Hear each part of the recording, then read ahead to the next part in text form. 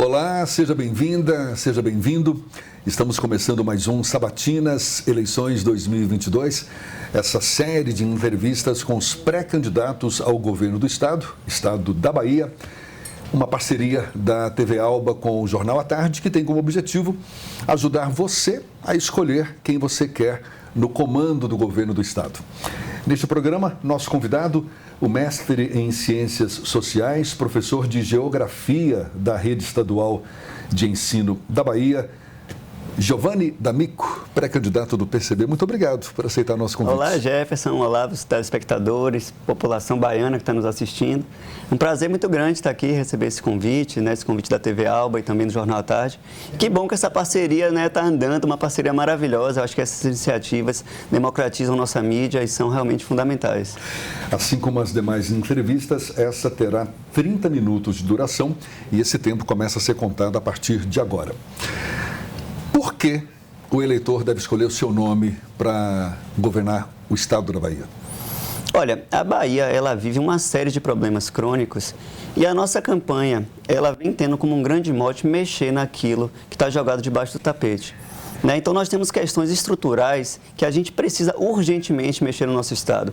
Temos um desemprego crônico, temos uma situação de fome assustadora, temos um problema de violência alarmante.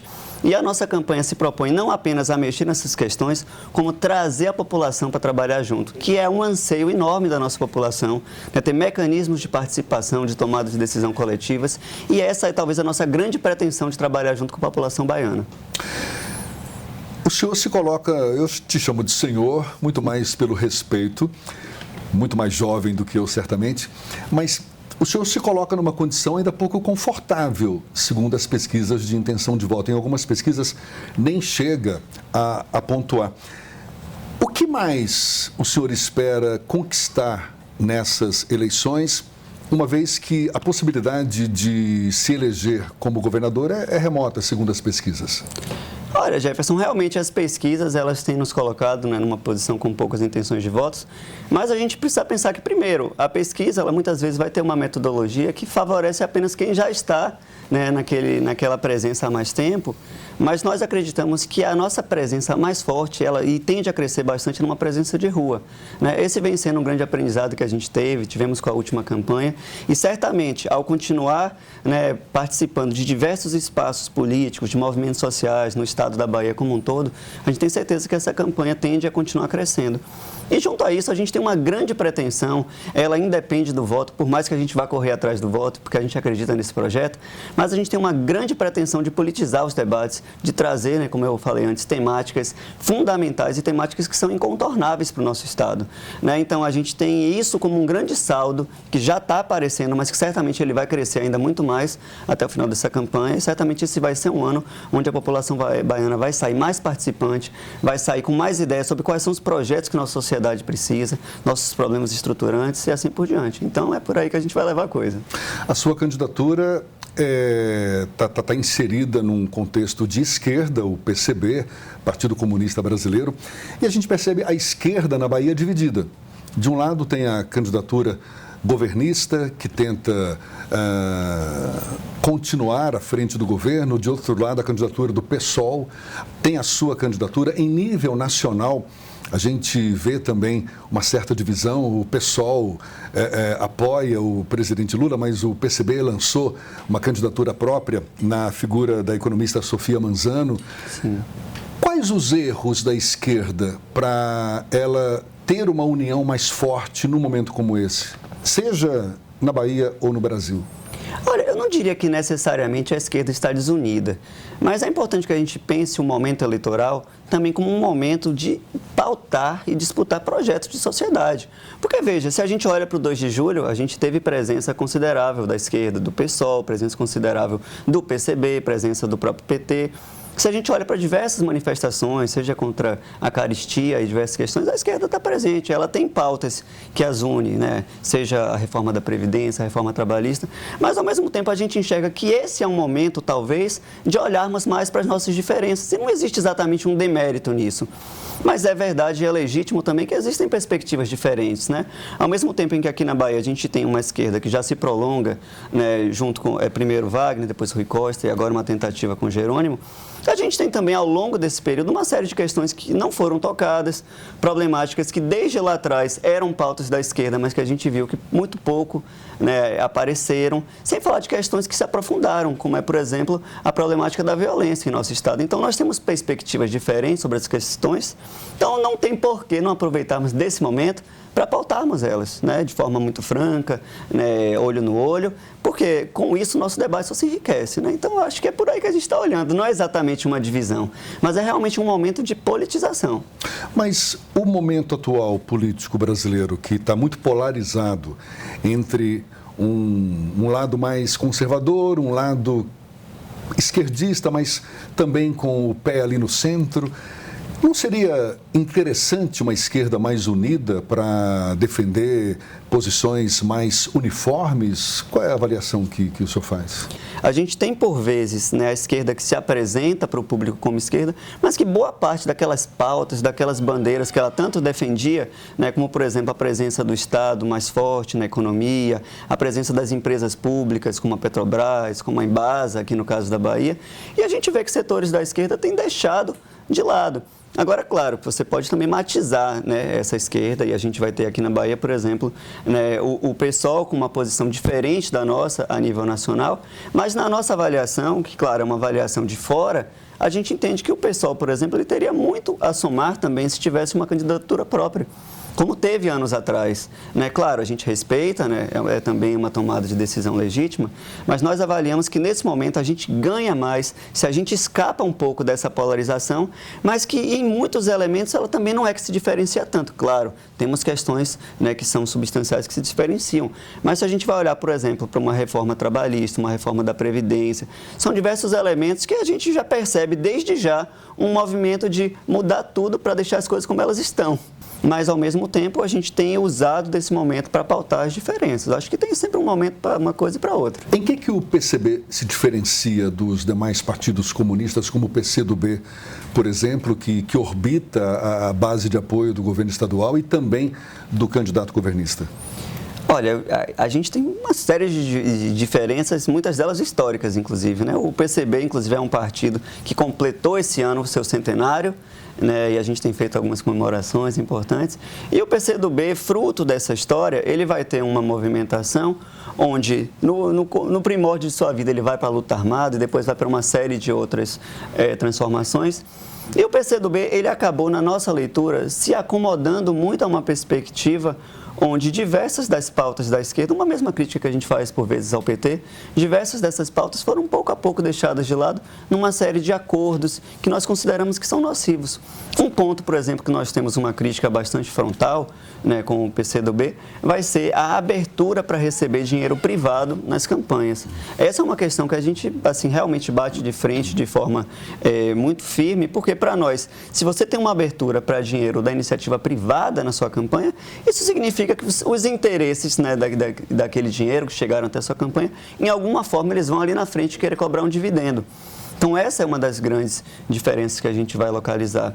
Agora, a própria forma como o partido se pauta, a própria questão de como a gente vê a nossa presença na institucionalidade, a gente enxerga que a institucionalidade é importante, as eleições são um momento importantíssimo, mas que grande parte das questões políticas do nosso país, elas precisam estar para além das eleições. A gente precisa de mobilização permanente, a gente precisa chamar o povo para discutir, para tomar decisão, para participar. Então, essas foram várias questões que foram nos separando, ou seja, você vai ver um setor que está muito fechado nessa institucionalidade e, ao mesmo tempo, a gente consegue e tenta cada vez mais fortalecer essa coisa dupla, né? É de trabalharmos a eleição, trabalharmos também com projetos dentro das instituições, mas sempre trabalhando também essa mobilização por fora, essa mobilização nas ruas. Para nós, essa aí é uma verdadeira saída, porque as questões, como eu disse antes, são enormes e, né, muito graves para a gente tratar. Então, se a gente não chama o povo para participar junto, acho que a gente fica difícil de ter uma alternativa. O que é possível trazer desse projeto do PCB para a realidade da Bahia e do Brasil?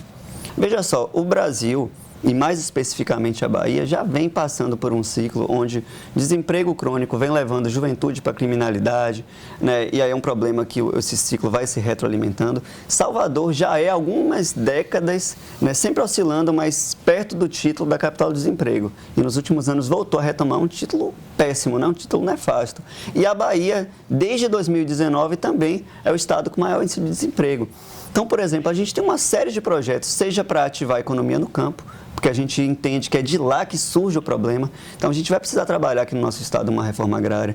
A gente vai precisar reativar a IBDA, por exemplo, que foi, né, desativada nos últimos anos. A gente tem uma série de possibilidades com a economia cooperativa e o próprio estado participando na articulação de pequenas indústrias nos interiores, com as diversas possibilidades. Você olha para a zona do Sisal, por exemplo, você pode ter ali o estado e os municípios trabalhando em conjunto com cooperativas locais, e aí você tem empresas públicas que vão ativar isso tudo, tem um potencial dinamizador muito grande. Então, a gente tem uma série de trabalhos e propostas muito práticas e muito pragmáticas que a gente vem trazendo nessa seara. O PCB defende a formação de um Estado que possibilite o fim das diferenças entre as classes sociais. O PCB é um partido que tem 100 anos de existência aqui no Brasil e o Brasil ainda é um país extremamente desigual.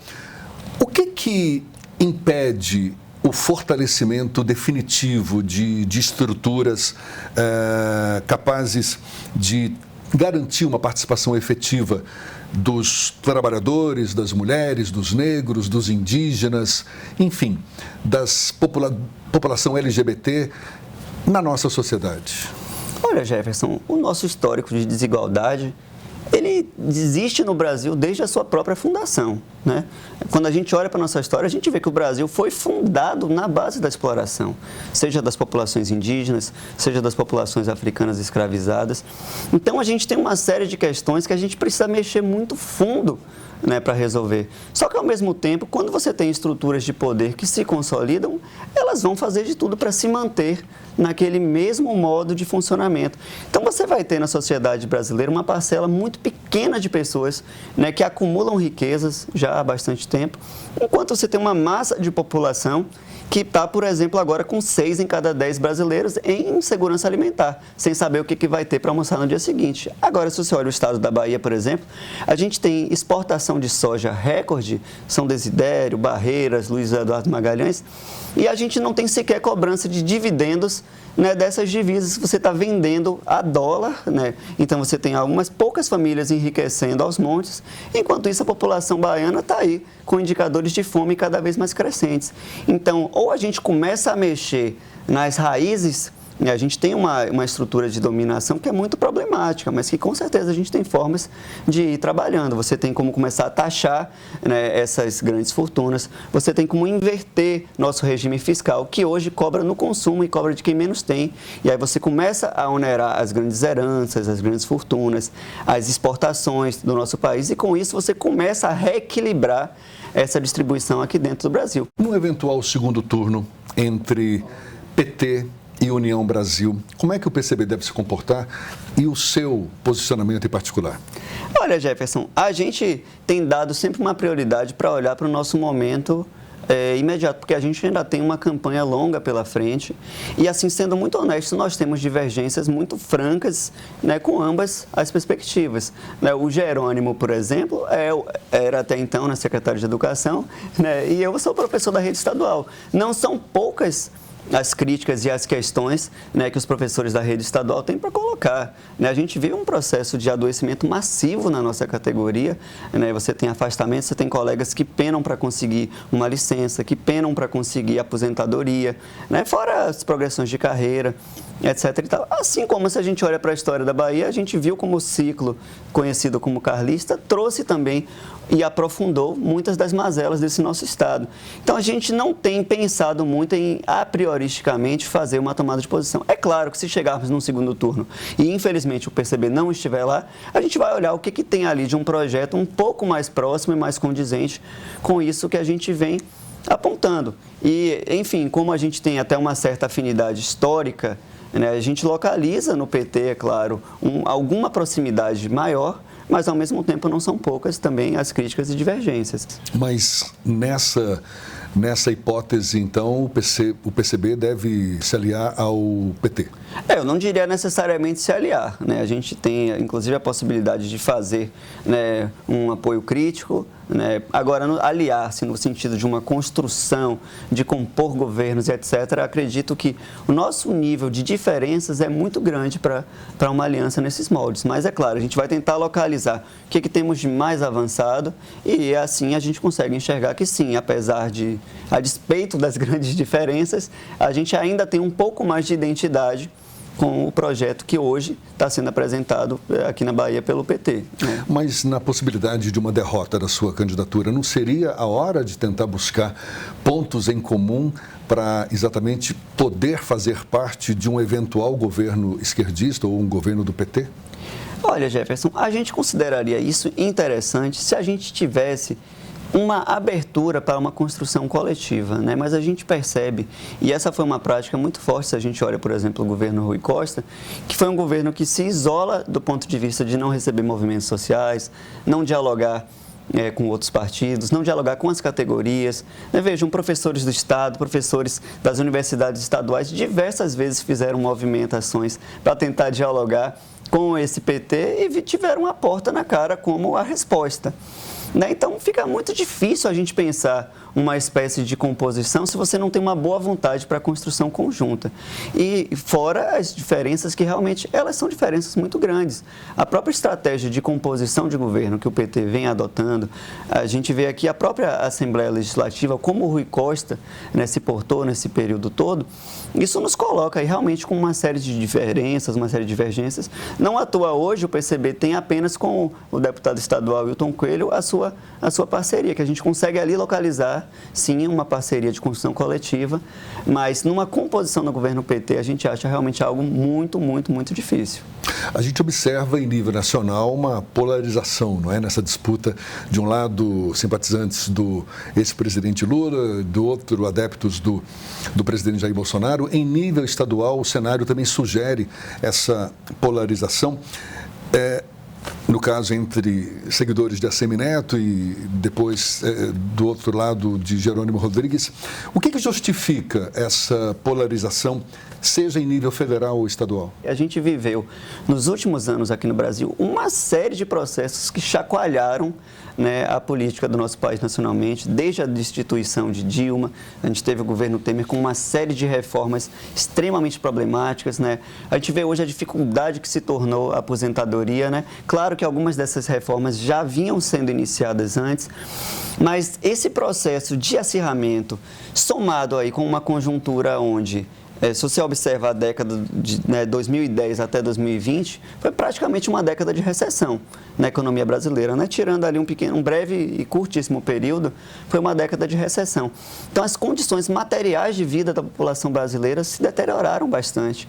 E aí você teve ali duas experiências posteriores ao governo petista que, em vários aspectos, aprofundaram desigualdades em nosso país. A gente viveu agora ainda uma crise pandêmica, uma crise sanitária, e a participação do governo federal, infelizmente, ela na prática estimulou, né, que a pandemia se alastrasse uma velocidade maior. Ela desestimulou a vacinação, desestimulou, né, os diversos processos de lockdown e assim por diante. Então, essas contradições sociais, elas foram se esgarçando, né, seja a questão da fome, seja a questão do desemprego, a violência social no nosso país, que tem atingido índices cada vez mais pujantes, tanto dentro de uma violência política, né, como a gente tem localizado recentemente, mas também a violência policial. Então, um país que você tem uma população negra, onde a sua juventude, em grande parte, está dia a dia saindo de casa sem saber se retorna, onde você tem uma quantidade massiva de jovens que se formam e não conseguem emprego, jovens que não conseguem sair da casa dos pais, e etc. São tantos problemas se acumulando que a gente entende por que esse cenário de certa radicalização é o cenário que a gente está vivendo, né? Realmente são muitas as contradições que estão aflorando e não à toa a gente tem aproveitado desse momento momento para tentar olhar para a origem dos problemas e para tentar pautar soluções mais sistêmicas, soluções que realmente vão a fundo nas questões. Falando nessas soluções, a sua campanha se baseia em que propostas principais, propostas de governo? As 3 questões urgentes que a gente vai precisar trabalhar já no começo, né? Primeiro, a questão do desemprego praticamente estrutural no nosso estado. E esse é um problema que começa no campo, mas vem se alastrando para a cidade. Então, é o estabelecimento de uma reforma agrária no nosso estado, reestruturação da EBDA, estruturação de cooperativas no campo e, ao mesmo tempo, uma participação ativa do Estado na geração de emprego. E a gente pode ter uma série de iniciativas, desde aquelas voltadas para a infraestrutura, desde aquelas mais no campo da produção, para tratar, de fato, no nosso Estado, o trabalho e o emprego como um direito. E isso aí vai ter um potencial dinamizador muito grande na nossa economia. Mas a gente tem a questão da fome, que a gente não tem como não tratar, né, no nosso estado, e a gente vai precisar ter uma política muito clara para lidar com isso já de início, né? Então, seja na questão das exportações, seja na questão de a gente olhar para como que está a produção no nosso estado de alimentos, a gente vai precisar, em grande medida, subsidiar a pequena produção. A gente tem projetos para implementar agroecologia aqui no nosso estado, fazendo produção de alimentos sem veneno, tem várias experiências bacanas nesse sentido. Então, a questão da alimentação, ela é uma segunda urgência, e a gente tem um padrão de violência crônica que está crescendo no nosso estado, e a gente não tem como contornar. Eu falava disso antes, mas todos os dias praticamente a gente tem notícias de violência, seja ela violência entre facções, seja ela violência policial, em especial contra a juventude negra, contra a juventude periférica no nosso estado. Então essa é também uma terceira questão que a gente entende que não tem como deixar para ser resolvida ali na frente. Agora, com uma presença mais ativa do Estado, com uma chamada da população e da sociedade civil para discutir essas questões e com uma boa vontade para mexer e fazer ajustes estruturais, a gente começa a ir transformando essas coisas. E a gente tem certamente, especialmente nesse terceiro aspecto, uma questão da polícia militar que a gente vai precisar mexer no nosso Estado, porque chega a um nível que passa do alarmante. A gente realmente vai precisar de um projeto de reestruturação completa do que tem se tornado uma política de segurança pública que, na prática, ano após ano, a gente vê os índices de violência aumentando, a gente vê a criminalidade aumentando e assim por diante. Dá para ser mais específico? Porque essas questões, essas 3 principais questões que foram colocadas, combate ao desemprego, à fome, oferecer uma segurança pública mais confiável, são problemas crônicos, não é? Problemas históricos. Como resolver exatamente? Que políticas públicas poderiam ser essas que o senhor defende em sua campanha? Pronto. No sentido do emprego, acho que a gente conseguiu ser talvez um pouco mais específico, mas o que a gente precisa deixar claro é que a gente teve aqui no último período, um ciclo de governos que trabalhava a partir de uma ideia de superávit primário, que basicamente a lógica era a seguinte: você precisava sempre ter uma quantidade maior de entrada do que a quantidade de investimento do Estado. Só que essa é uma lógica que para nós ela é muito problemática, porque, primeiro, o Estado, diferente de uma economia doméstica, quanto mais o Estado investe, e em especial se ele planeja o seu investimento, ele não investe a fundo perdido, ele dinamiza a economia.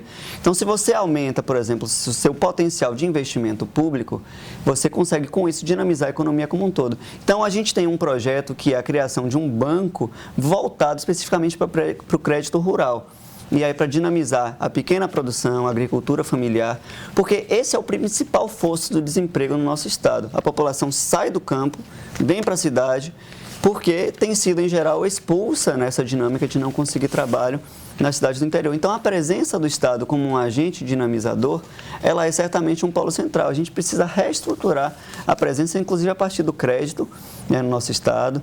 Aí, quando a gente vai olhar, num segundo momento, para a questão da violência no nosso estado, que era o que eu estava pautando aqui, a gente tem um projeto, a gente tem discutido ele, são diversos pontos, mas o projeto ele tem um nome amplo que a gente chama de desmilitarização. A desmilitarização, ela pressupõe, inclusive, engajar a sociedade civil em um debate sobre legalização das drogas, porque nós entendemos que essa é, inclusive, a principal porta de entrada, não para outras drogas, como se diz, mas essa é a principal porta de entrada de recursos que vem alimentando o crime organizado. Então, se a gente não consegue encarar essa porta de entrada e barrar a principal fonte de manutenção da violência, a gente não consegue mexer na coisa. Agora, a gente tem uma questão institucional muito forte com a polícia que a gente vai ter que trabalhar, né? A gente tem pontos a serem mexidos, por exemplo, como que as polícias hoje vêm funcionando em um padrão ostensivo, em um padrão que foge de uma lógica de prevenção, de limitar ao máximo a entrada de armamentos em nosso estado, de limitar ao máximo a entrada de contrabando, etc, etc. Então, a gente precisa primeiro mudar esse paradigma, né, para uma lógica preventiva. Então, quando você sai da lógica ostensiva e vai para a lógica preventiva, você começa a mexer nas coisas. Uma questão muito bacana é que, né, tem um amigo muito bom meu que sempre vem falando em todos os seus debates, ele diz o seguinte: quando você olha para um supermercado e você vê um tomate lá dentro, esse tomate não brotou dentro do supermercado, ele foi trazido até lá. Agora, quando a gente vai olhar para a política de segurança pública, a gente vai até a periferia, como se a droga nascesse na periferia, como se o armamento nascesse na periferia. E na prática não é isso que funciona. A gente tem indústrias pesadas que estão aí produzindo armamento, que estão produzindo drogas, e a gente não tem hoje uma estrutura de governo que consiga dar conta disso. E sem falar que, se o governo começa, a partir de um processo de legalização das drogas, a trabalhar isso como uma questão de saúde pública, é o próprio governo que vai ter que administrar a produção. Isso vai, inclusive, virar uma fonte de receita. Algo que hoje a gente só gasta, só onera o Estado para um combate, a gente vai virar fonte de receita, inclusive para o próprio SUS, e assim a gente começa a mexer algumas das questões estruturantes. O senhor falou em segurança pública, combate à fome, ao desemprego, como eixos importantes, principais de sua campanha, e a educação. Inclusive, o senhor tem formação na área é pedagogo, é professor de geografia da rede estadual, mestre em ciências sociais também. O que fazer para transformar a educação da Bahia em exemplo para a Bahia, para o Brasil e para o mundo? Então, Jefferson, que bom que essa pergunta surgiu, porque a gente não pode, né, realmente contornar a questão da educação em nosso estado. Eu diria que a gente tem que olhar o problema por duas óticas. O primeiro é a ótica dos profissionais da educação. A gente tem um problema muito grave, né? Eu pontuei aqui rapidamente, mas hoje a qualificação para os profissionais da educação ela está extremamente dificultada.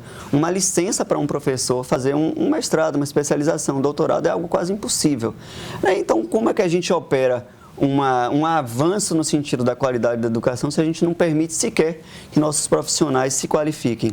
Mas, junto a isso, a gente tem que olhar para as condições de trabalho. Isso envolve tanto a infraestrutura das escolas, o número de alunos por sala é uma questão gritante, que a gente vem pautando bastante e que, não à toa, tem uma receptividade muito grande toda vez que esse tema vem à tona. Veja só, se você tem uma sala de aula com 40, 45 alunos, mas você não tem uma sala de aula só, você ainda vai ter várias outras, você sequer consegue acompanhar a dinâmica mais de perto de cada um daqueles alunos. Então, trabalhar um projeto onde a gente tem as salas de aulas de 20 a 25 alunos em nosso estado já traria um saldo qualitativo substancial. Agora, isso precisa vir junto com o processo de ampliação do número de vagas, com mais concursos públicos, com uma qualificação melhor desse pessoal. E a gente ainda tem uma outra questão hoje na rede estadual, a gente tem uma ineficiência muito grande na alocação do nosso pessoal. É a minha própria situação, onde você tem uma dificuldade de estar dando aula naquela disciplina a qual você foi concursado ou na qual você é formado. E esse é um problema crônico já dentro do Estado, que não consegue compatibilizar adequadamente. Então, você tem professor de geografia dando aula de matemática, professor de sociologia dando aula de inglês. E claro que esses professores, eu conheço vários professores e professoras que se viram e fazem trabalhos muito bons, mesmo não estando na sua zona, né, de formação. Mas essa é uma questão que vai precisar ser trabalhada também. Agora, do ponto de vista dos alunos, que é a outra ponta dessa questão, a gente vai precisar ter projetos para garantir que o aluno entre na escola e permaneça, né? Para que o aluno tenha acesso a um transporte adequado, para que ele tenha acesso a uma merenda adequada, a um fardamento adequado, a um material didático. Então, você não pode chegar na metade do ano letivo faltando o livro de boa parte das matérias que os alunos vão utilizar. Você não pode chegar na metade do ano letivo tendo que encerrar o horário da aula mais cedo porque o transporte público está desabastecido, porque tem ônibus quebrado e o seu aluno vai precisar sair às pressas e assim por diante. Então, a gente tem uma questão de infraestrutura e de garantir que esse aluno ele chegue até a escola e que ele não precise ser obrigado a trabalhar no seu contraturno, sem ter tempo para estudar, sem ter tempo para descansar. Porque isso, como é que você vai fazer uma educação de qualidade? Então, esse é um outro lado que a gente vai precisar olhar, o lado do nosso aluno. Candidato, a gente tem pouco mais de um minuto para encerrar, então. Independentemente de quem se eleja governador, é natural que o novo governador busque apoio da Assembleia Legislativa. O PCB hoje não tem nenhum representante na Assembleia Legislativa da Bahia. Com quais partidos o PCB se dispõe ou se disporia a criar alianças e com quais não faria aliança de jeito nenhum?